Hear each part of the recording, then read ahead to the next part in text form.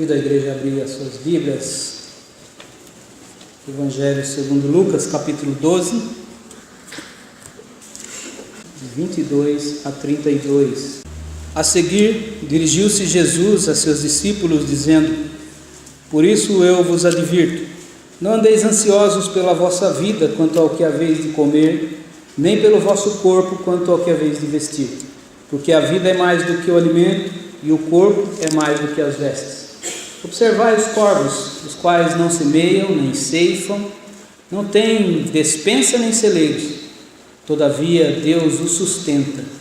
Quanto mais valeis vós do que as aves. Pode vós, por ansioso que esteja, pode acrescentar um côvado ao curso da sua vida? Se, portanto, nada podeis fazer quanto às coisas mínimas, por que andais ansiosos pelas outras? Observai os lírios, eles não fiam nem tecem. Eu, contudo, vos afirmo que nem Salomão em toda a sua glória se vestiu como qualquer deles. Ora, se Deus veste assim a erva que hoje está no campo e amanhã é lançada no forno, quanto mais tratando-se de vós, homens de pequena fé. Não andeis, pois, a indagar o que haveis de comer ou beber, e não vos entregueis a inquietações, porque os gentios de todo o mundo é que procuram estas coisas. Mas vosso Pai sabe que necessitais delas. Buscai antes de tudo o seu reino, e estas coisas vos serão acrescentadas. Não temais, ó pequenino rebanho, porque vosso Pai se agradou em dar-vos o seu reino. Pai, nós te louvamos, Senhor Deus, pela tua graça. Te louvamos, ó Pai, porque o Senhor nos dá esse privilégio de estarmos aqui na tua presença, através do nome do nosso Senhor Jesus Cristo, e de podermos meditar na palavra do Senhor. Rogamos a instrução do teu Santo Espírito nesse momento, em nome do Senhor Jesus. Amém. O Senhor Jesus começa falando com os seus discípulos e os advertindo: não andeis ansiosos pela vossa vida quanto ao que haveis de comer, nem pelo vosso corpo quanto ao que haveis de vestir, porque a vida é mais do que o alimento, e o corpo mais do que as vestes. E a ansiosidade é uma sensação. A ansiosidade, ela é definida como uma sensação de aflição e agonia, que pode ser classificado como incômodo psíquico ou físico. E ela pode se tornar uma doença mental, dependendo da intensidade da ansiosidade que uma pessoa tiver. Um outro termo interessante que define a ansiosidade é uma espera aflitiva. Uma espera aflitiva. Esperar com aflição. Sabe aquela espera na fila, no ponto do ônibus, num sinal de trânsito, quando te dá aquela ansiosidade, aquela aflição, e parece que os segundos ficam bem maiores? Essa espera aflitiva.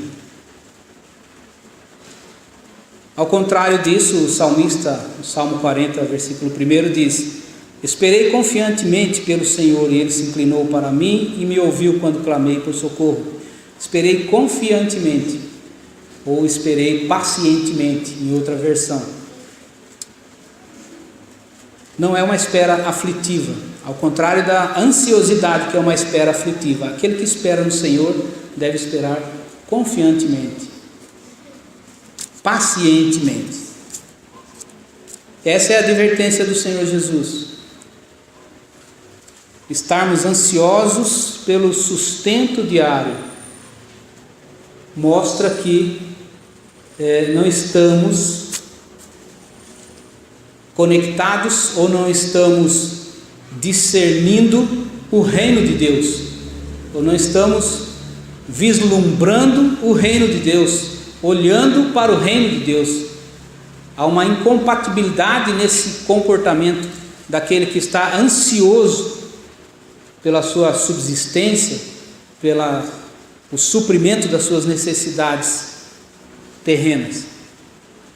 E o Senhor Jesus chama atenção para isso. Ele adverte eu vos advirto, não andeis ansiosos. E do versículo 24 ao 30, ele vai falar a respeito, ele chama a atenção para um pássaro que não planta, nem colhe, não tem celeiro, nem despensa, mas o Senhor o sustenta. Uma planta, um lírio, que não fia, não tece, não costura, não corta, contudo, nem Salomão em toda a sua glória se vestiu como qualquer deles. Olha para esses detalhes da criação do Pai. Vós valeis muito mais do que um pássaro, muito mais do que uma flor que hoje está no campo e amanhã é jogada no forno. Ele chama atenção para esse cuidado e ele diz: se vocês não podem fazer nem as coisas mínimas, no versículo 26, se portanto nada podeis fazer quanto às coisas mínimas, por que andais ansiosos pelas outras? Quando ele chama atenção para as coisas mínimas, ele está mostrando os mínimos detalhes da criação de Deus num pássaro, um simples pássaro, uma flor, e como Deus cuida dessas coisas mínimas que Ele criou. E se Ele cuida das coisas mínimas, Ele não vai cuidar de você, que vale muito mais do que um pássaro, uma flor? É isso que o Senhor Jesus está dizendo, mostrando que a nossa ansiosidade, preocupação, ela é incompatível com a soberania de Deus sobre toda a sua criação. Que Deus cuida de todos os mínimos detalhes da sua criação. Portanto, essa ansiosidade demonstra que nós não estamos enxergando muito bem essa soberania, esse cuidado soberano de Deus, o poder de Deus sobre toda a sua criação. Quanto mais ao homem, feito à sua imagem e semelhança. No versículo 30 ele chama atenção porque os gentios de todo mundo é que procuram estas coisas, porque não tem a perspectiva do reino de Deus. Mas você, filho de Deus, você não deve ser como aqueles que não têm a perspectiva do reino de Deus, se preocupando, ficando ansioso por causa dessas coisas, da sua subsistência, do suprimento das suas necessidades. É incompatível esse comportamento com o Filho de Deus, porque o Pai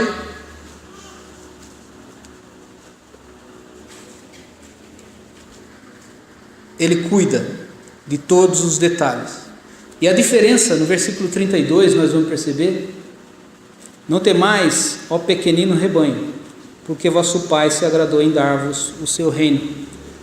Então veja que atitude, muitas vezes na vida do cristão, de uma miopia na sua visão espiritual, medíocre na sua fé, quando está ansioso para ter supridas as coisas básicas, materiais da nossa subsistência, as coisas terrenas, quando Deus não está, além de sustentar, de dar o sustento, de garantir o cuidado com tudo que Ele criou, além de tudo isso, Ele se agradou em dar-vos o seu reino.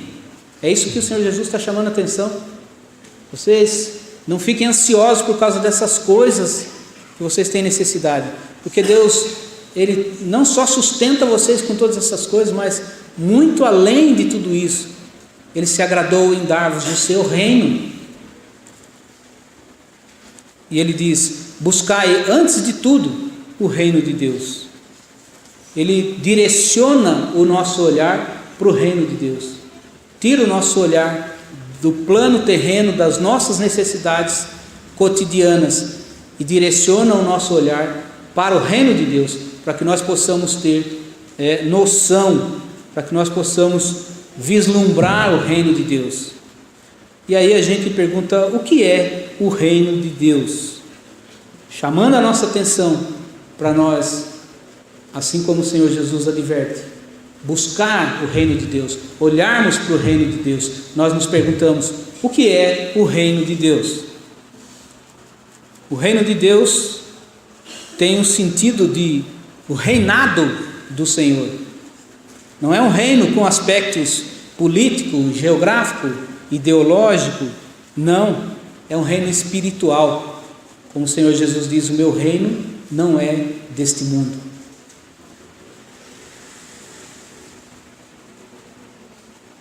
Portanto, é nesse sentido do reinado do Senhor sobre a vida daqueles que entregaram, que se renderam ao seu senhorio e que se tornam súditos desse reino, que entregam suas vidas a esse Senhor, para que Ele reine, para que Ele exerça o seu reinado sobre as suas vidas. Isso é o reino de Deus. É uma observação que existe também o reino das trevas.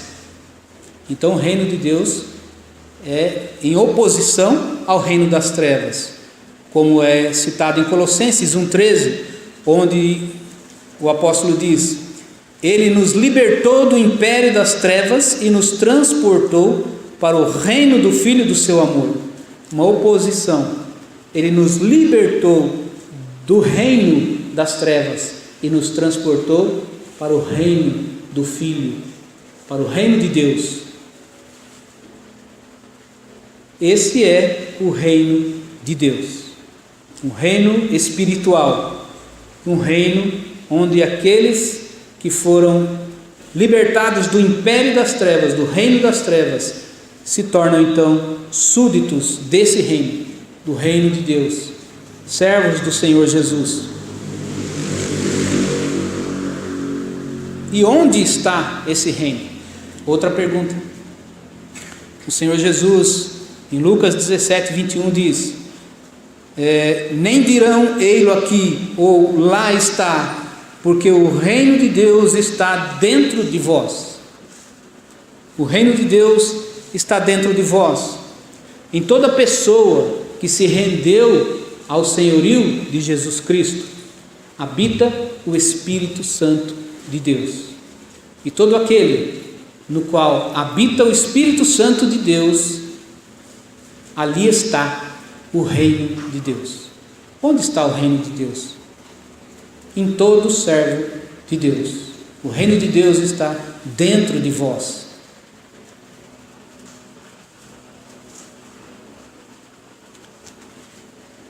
E a gente tem que abrir um parênteses aqui e chamar a atenção para esse fato de que todo o cristão, aquele que recebeu Jesus como Senhor e Salvador da sua vida, tem o Espírito Santo de Deus. Mas existe uma diferença entre ter o Espírito Santo e encher-se do Espírito Santo, em ser cheio do Espírito Santo. E há também um conceito equivocado sobre encher-se do Espírito Santo, sobre ser cheio do Espírito Santo, que se encher do Espírito Santo não é ter uma dose maior do Espírito Santo na sua vida, mas encher-se do Espírito Santo é ter uma dose maior da sua vida sob o controle do Espírito Santo. É ter o governo de Deus governando uma porção maior da sua vida. Esse é o conceito de encher-se do Espírito Santo. E aquele que pertence a esse reino, aquele que recebeu o Senhor Jesus como Senhor da sua vida e que tem o Espírito Santo, o Senhor Jesus chama atenção para olhar para o reino de Deus, atentar para o reino de Deus, não ficar ansioso quanto ao que é vez de comer ou de beber ou de vestir, mas voltar os seus olhos para esse reino, porque você é um servo, você é um súdito desse reino, você foi liberto do império das trevas e transportado para o reino do Filho da luz, do seu amor. Você tem o Espírito de Deus. E encher-se do Espírito de Deus é ter uma vida amplamente governada pelo Espírito de Deus. Essa é a diferença. O reino de Deus é o governo dele sobre nós por meio do Espírito Santo. Então o Senhor Jesus diz: buscai em primeiro lugar, buscai antes de tudo o reino de Deus. E a respeito do reino de Deus, os nossos mestres ensinam muitas coisas a respeito do reino de Deus, mas eu gostaria de chamar a atenção para alguns aspectos colocados pelo apóstolo Paulo quando ele escreve aos Romanos, no capítulo 14, versículo 17, onde o apóstolo Paulo diz: porque o reino de Deus não é comida nem bebida, mas é justiça e paz e alegria no Espírito Santo. O que o apóstolo Paulo aqui define como reino de Deus não é comida nem bebida, é justiça, paz e alegria no Espírito Santo. Isso é o que deve preencher a vida daquele que é cheio do Espírito Santo, aquele que é governado pelo Senhor, o Senhor Jesus, aquele que é discípulo do Senhor Jesus, que é súdito do seu reino, que tem o reinado do Senhor Jesus sobre a sua vida. Ele deve ter esses aspectos do reino sobre a sua vida. A justiça. O Salmos 7,11 diz que Deus é o justo juiz, Deus que sente indignação todos os dias por conta das injustiças. Mateus 5,6, o Sermão do Monte, o Senhor Jesus diz: bem-aventurados os que têm fome e sede de justiça, porque serão fartos. E o Senhor Jesus adverte em Mateus 5,20: porque vos digo que, se a vossa justiça não excederem muito a dos escribas e fariseus, jamais entrareis no reino de Deus. Aquele que pertence a esse reino, olhar para o reino de Deus e ver as características desse reino, os aspectos desse reino, que devem estar na vida do súdito do reino, do servo do Senhor.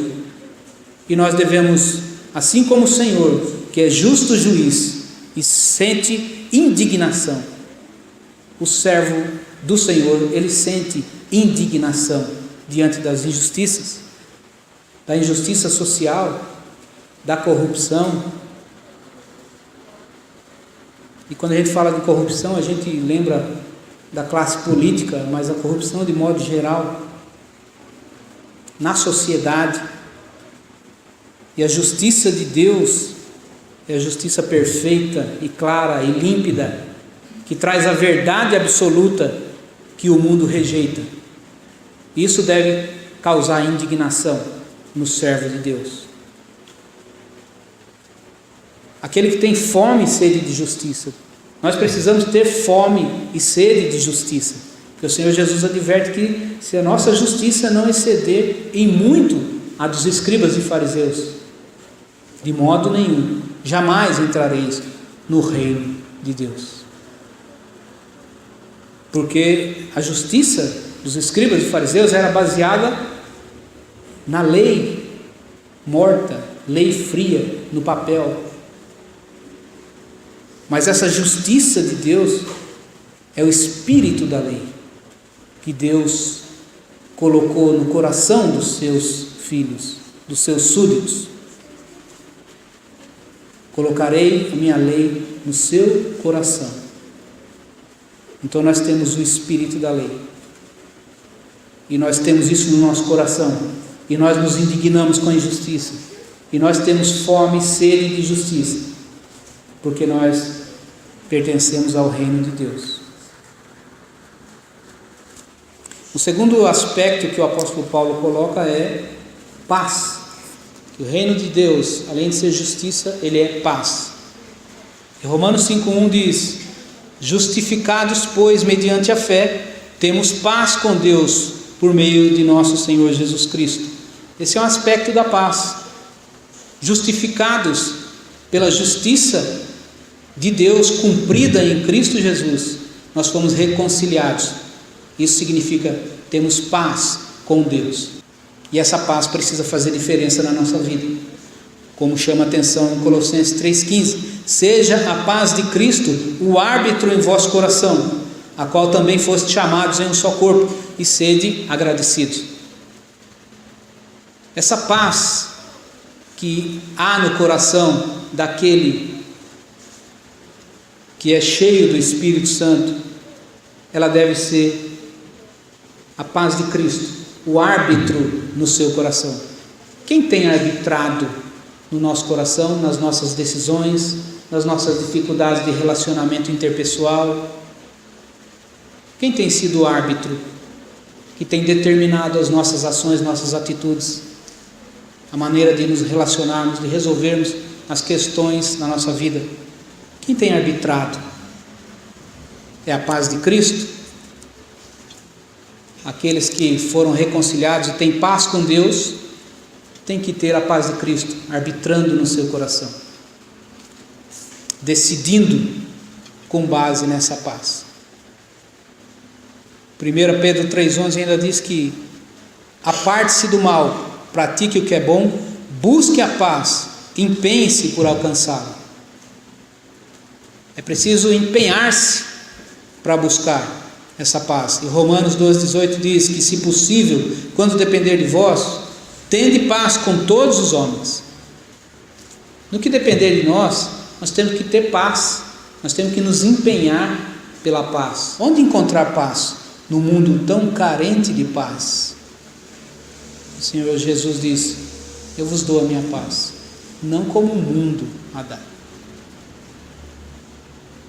mas é a paz do reino de Deus, o reino que está dentro do nosso coração, que o reino está dentro de vós. Então a paz de Cristo tem que estar dentro de vós, arbitrando no seu coração. Você tem que estar se empenhando por essa paz, não estar brigando por qualquer coisa, ou estar pagando com a mesma moeda aquele que te ofende. Isso é buscar a paz, é se empenhar por ela. Aquele que tem o Espírito Santo de Deus deve buscar viver dessa forma. Isso é o reino de Deus, o reino de Deus no nosso coração. Porque às vezes a gente imagina o reino de Deus tão distante, mas, como Jesus disse, o reino de Deus está dentro de vós. Ou seja, o reinado de Deus está dentro de vós. Deus está reinando no seu coração. Como é que está a sua paz? Uma vez que você foi justificado e reconciliado e tem paz com Deus, tem se empenhado buscando a paz? O terceiro aspecto que ele coloca sobre o reino de Deus é que ele é alegria no Espírito Santo. Salmo 122:1 diz: alegrei-me quando me disseram, vamos à casa do Senhor. Alegria de estar na casa do Senhor, alegria de estar com o povo de Deus, de estar em comunhão, alegria com a qual eles, com singeleza de coração, partiam o pão de casa em casa. É a comunhão, é o corpo de Cristo, é isso que nos traz alegria. O que me alegra? O celeiro cheio, esse é o alvo da minha alegria. Outro motivo de alegria é dito pelo rei Davi no Salmo 51, quando ele fala a respeito da sua situação diante do pecado e como ele roga a Deus que restaure a sua alegria, perdoando e restaurando o seu espírito. Ele diz: faz-me ouvir júbilo e alegria, para que exultem os ossos que esmagaste.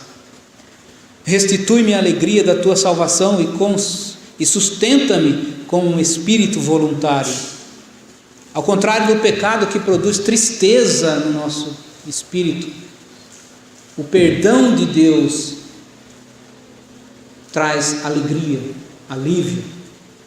E esse perdão é só aquele que se arrepende, que busca, que tem relacionamento com Deus. É que conhece essa alegria da retidão diante do Senhor, de ser purificado por Deus. E Neemias 8:10 que diz: porque a alegria do Senhor é a nossa força. A alegria do Senhor é a força que move o povo de Deus. Os filhos do reino de Cristo têm a força que os move na alegria do Senhor. Essa alegria do Espírito Santo que nos move, que nos dá a esperança, a alegria de estarmos com os irmãos na casa do Senhor, a alegria de estarmos na presença do Senhor, a alegria daqueles que foram libertados do reino das trevas e transportados para o reino do Filho do seu amor, o reino de Cristo. Essa alegria que nós devemos ter. Esse deve ser o nosso olhar para o reino de Deus. Essa é a alegria do coração. As alegrias passageiras, ilusórias do mundo não devem preencher o coração do servo de Deus. A alegria plena, ela só existe no coração daquele que reconhece o senhorio do Senhor Jesus, que busca encher-se do Espírito de Deus, viver o reino de Deus dentro do seu coração. Esse tem a verdadeira alegria, porque Abacuque diz que ainda que os campos não floresçam, e falte, e não haja, e não tenha, todavia eu me alegro no Senhor, não nas circunstâncias. Alegria que vem do Espírito de Deus. A alegria do Senhor é a nossa força, é o nosso ânimo, a nossa coragem, a nossa esperança.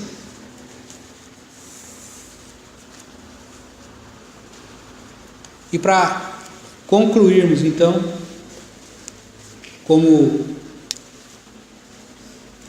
finalizando ou mostrando aqui a consumação do reino de Deus, porque ele tem várias dimensões para a gente compreender, e isso aqui que a gente está colocando são aspectos do reino de Deus que nós temos que viver diariamente na nossa vida terrena, como cristãos, como pessoas que foram alcançadas pela graça de Deus, que têm o Espírito de Deus e precisa cultivar esses aspectos do reino de Deus no seu coração e na sua vida. Mas 1 Coríntios 15, o apóstolo Paulo vai falar a respeito de um outro aspecto desse reino, de uma outra dimensão desse reino, quando ele diz, nos versículos 24 a 26 e 28: e então virá o fim, quando ele entregar o reino ao Deus e Pai, quando houver destruído todo o principado, bem como toda a potestade e poder, porque convém que ele reine até que haja posto todos os inimigos debaixo dos pés. O último inimigo a ser destruído é a morte. Quando, porém, todas as coisas lhe estiverem sujeitas, então o próprio Filho também se sujeitará àquele que todas as coisas lhe sujeitou, para que Deus seja tudo em todos. O reino celestial de Jesus, mostrando aqui a consumação desse reino, quando ele entregar, o Senhor Jesus, o reino que está nas suas mãos, ele entregar ao Deus e Pai. Quando houver destruído todo o principado e potestade e poder, e o último dos inimigos que estão debaixo dos seus pés, o último a ser destruído é a morte. Para que Deus seja tudo em todos. Jamais, a partir de então, você chorará em cima de um caixão. nunca mais você vai descer uma pessoa amada à sepultura. Esse é o ponto mais alto que a palavra de Deus nos chama para o reino de Deus, a consumação do reino de Deus. Quando estiver completada essa obra, para que Deus seja tudo em todos, então não haverá mais sofrimento nem dor, porque todas as coisas já estarão cumpridas, e a morte será o último inimigo a ser vencido, destruído, no reino do Senhor Jesus, que reina nas nossas vidas hoje, até que um dia Ele entregará o reino ao Deus e Pai, e consumará essa obra do reino no mundo que está sob o reinado, a soberania do Senhor. Portanto, Ele nos diz: como é incompatível a gente andar ansioso, inquieto, por causa da nossa sobrevivência, da subsistência, do suprimento das nossas necessidades, do nosso pão diário, que Ele nos ensinou sim a orar pedindo: pão nosso de cada dia dá-nos hoje, que é a nossa dependência do Senhor. Mas Ele nos mostra aqui que o Senhor não quer nos dar só o pão diário, mas agradou-se em dar-nos o seu reino. E é preciso que nós não andemos como o Senhor Jesus diz: os gentios de todo mundo que procuram estas coisas, vivem apenas em função dessas coisas. O servo de Deus, o súdito do reino de Deus, não deve ter essa visão míope espiritual, mas deve vislumbrar o reino de Deus, que tem muito mais para nos dar. Valores eternos, tesouro inextinguível no céu. Não juntar tesouros perecíveis aqui na terra e ficar ansiosos por causa desses tesouros ou por causa do pão diário, mas juntar tesouro no reino de Deus, no céu, tesouros inextinguíveis, olhar para o reino de Deus, vislumbrar o reino de Deus e viver o reino de Deus que está dentro de nós. Aquietai-vos e sabei que eu sou Deus. Não temais, ó pequenino rebanho, porque vosso Pai se agradou em dar-vos o seu reino. Deus nos abençoe.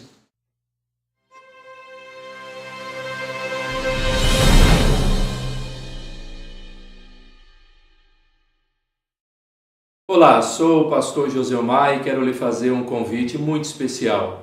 Quero convidá-lo para participar conosco do Conexão com Deus Campo Limpo Paulista e região. Tenho certeza que serão momentos de louvor, de adoração, comunhão e aprendizado fiel da palavra do Senhor. Acontecerá na Igreja Presbiteriana do Jardim Califórnia, em Campo Limpo Paulista, na Avenida Antônio de Joia 878. Todas as segundas-feiras, a partir da primeira segunda-feira de maio, dia 7 de maio, nos encontraremos aqui às 20 horas para louvar e bendizer o Senhor e aprender da sua palavra. Venha participar conosco. Participe deste momento em que nós nos voltamos para o Senhor para aprender mais dele. Deus os abençoe.